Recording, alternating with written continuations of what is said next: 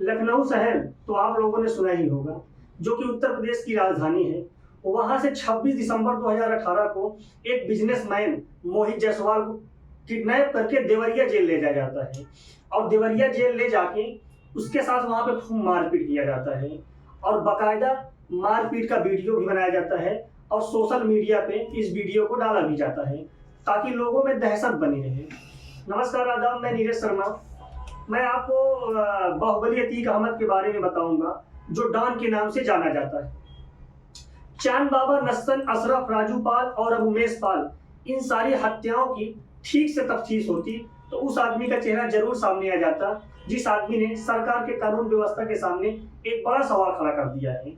बीते दिनों प्रयागराज में उमेश पाल की हत्या करके उसने बता दिया है कि सरकार के सारे दावे कानून व्यवस्था बेमानी है।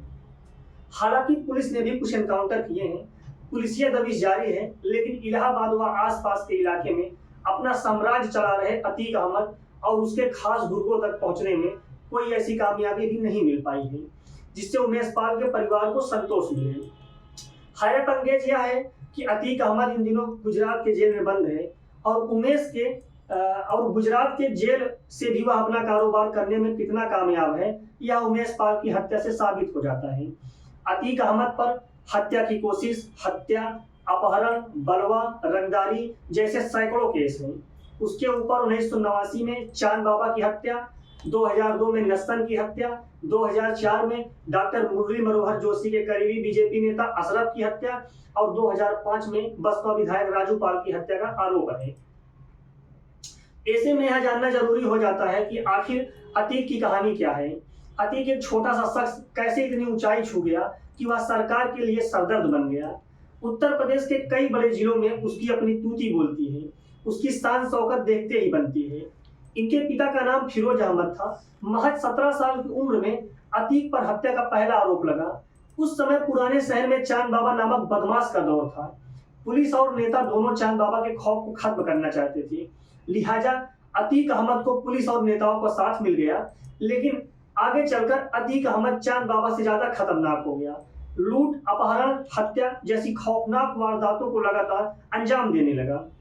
जिस अतीक को पुलिस ने सह दी रखी थी, उसी अतीक पुलिस के लिए सबसे बड़ा सरदर्द बन गया है।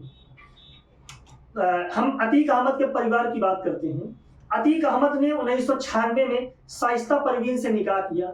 दोनों के 5 बेटे हैं, मोहम्मद उमर, मोहम्मद अली, मोहम्मद असद, मोहम्मद अहजम और मोहम्मद आबाम। अतीक के 5 बेटों में से 4 बेटों का भी आपराधिक रिकॉर्ड है।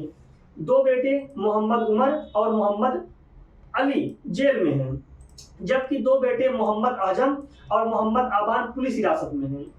मोहम्मद उमर पर रंगदारी का आरोप है, उस पर 2 लाख रुपए का इनाम था। पिछले साल अगस्त में सीबीआई के सामने उसने सरेंडर कर दिया था। मोहम्मद अली पर हत्या की कोशिश का मामला दर्ज है। हाल ही में उसे इलाहाबाद हाईकोर्ट से जमानत मिली है। हालांकि अली के खिलाफ एक और क्रिमिनल केस है, इसलिए वो जेल से बाहर नहीं आ सका है। अतीक के 2 बेटों को उमेश पाल हत्याकांड में पुलिस ने हिरासत में ले लिया है। हम अतीक अहमद के राजनीतिक सफर की बात करेंगे।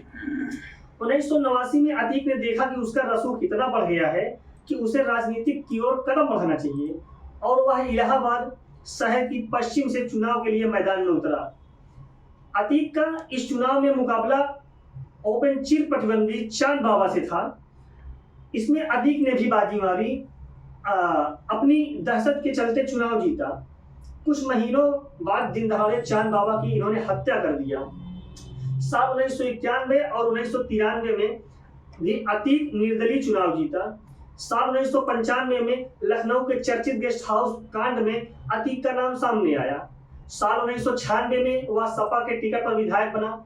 साल 1999 में अपना दल के टिकट पर प्रतापगढ़ से चुनाव लड़ा और हार गया। फिर 2002 में अपनी पुरानी इलाहाबाद पश्चिम सीट से 5वीं बार विधायक बनने में अतीक को कामयाबी मिली। अतीक का खौफ इतना था कि इलाहाबाद की पश्चिम सीट से कोई नेता चुनाव लड़ने को तैयार नहीं होता था। समाजवादी पार्टी ने अतीक की हैसियत को बढ़ाने का काम किया और 2004 में इलाहाबाद के बगल वाली फूलपुर सीट से अतीक को मैदान में उतारा।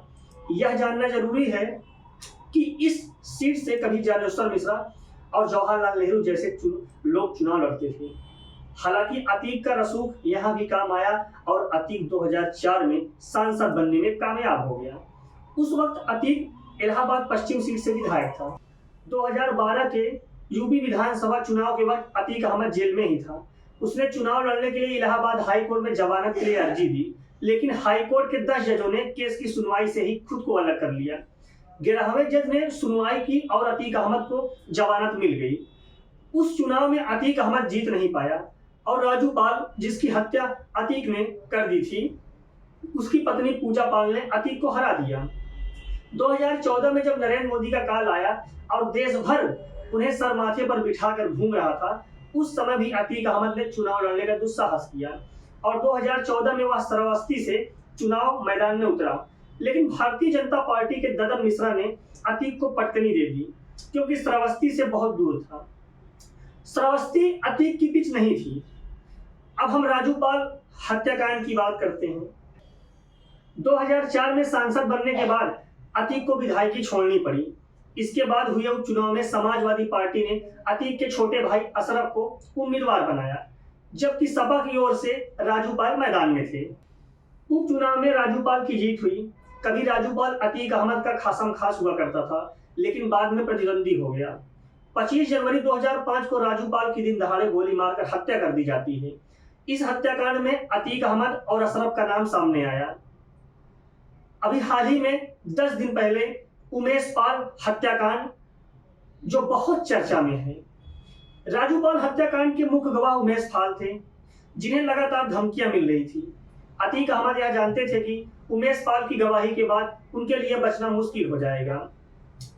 अदालत के आदेश के बाद उमेश पाल को राज्य सरकार की ओर से सुरक्षा मिली थी, लेकिन राज्य सरकार की सुरक्षा के बीच ही अतीक के गुर्गों ने उमेश पाल को दिन दहाड़े प्रयागराज में गोलियों से भून दिया। उमेश पाल की हत्या के संदेह की सुई अतीक और उसके परिवार वालों की तरफ घूमी, और यह सुई सिर्फ पुलिस की ओर से नहीं थी, बल्कि उमेश पाल के परिवार के लोगों ने भी यह भी कहा। जो सरकार अपने कानून व्यवस्था के नाम पर दोबारा लौट कर आई हो, उस सरकार के सामने उमेश पाल की हत्या एक बड़ी चुनौती है। देखना है इस चुनौती से कैसे सरकार निपटती है और अतीक जैसे माफियाओं के साम्राज्य को कैसे ध्वस्त करती है, ध्वस्त करने में कितना कामयाब होती है, कैसे उनके मंसूबों को सरकार ध्वस्त करती है। हालांकि मुख्यमंत्री योगी आदित्यनाथ बुलडोजर बाबा है और यह बुलडोजर बाबा का लिटमस टेस्ट है। जब तक उमेश पाल की हत्या की तफ्तीश हो नहीं जाती, इनकी तफ्तीश अंत तक नहीं पहुंच जाती और आरोपी सामने आ नहीं जाते हैं, तब तक हमको इंतजार करना पड़ेगा। नमस्कार।